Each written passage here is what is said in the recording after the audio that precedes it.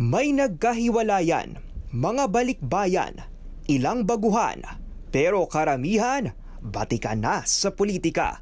Yan ang mga sasabak sa lokal na eleksyon sa susunod na taon. Gaya na lang ni Manila Mayor Honey Lacuna at dating boss nito na Isko Moreno na matunog na magtutuos sa Maynila.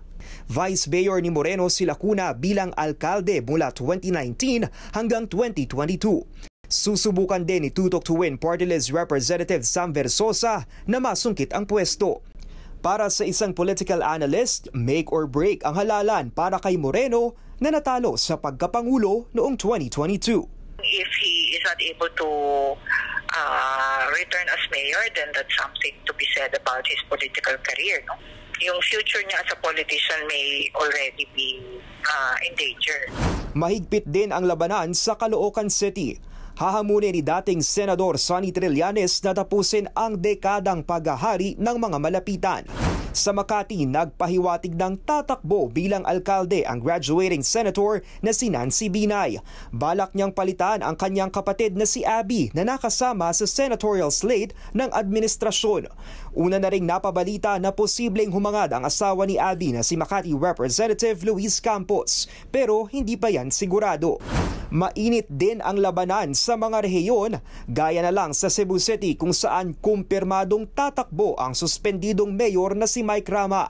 Posible siyang labanan ng kanyang bise na ngayon acting mayor na si Raymond Garcia, pamangkin ni Cebu Governor Gwen Garcia. Kung sa Cebu, tila malinaw na ang sagupaan sa eleksyon, sa Davao City hinihintay pa kung magdedeklara ng kandidatura si Mayor Baste Duterte na matunog na kandidato sa Senado. Samantala, balik lokal si dating Vice President Leni Robredo na tatakbo bilang Naga City Mayor.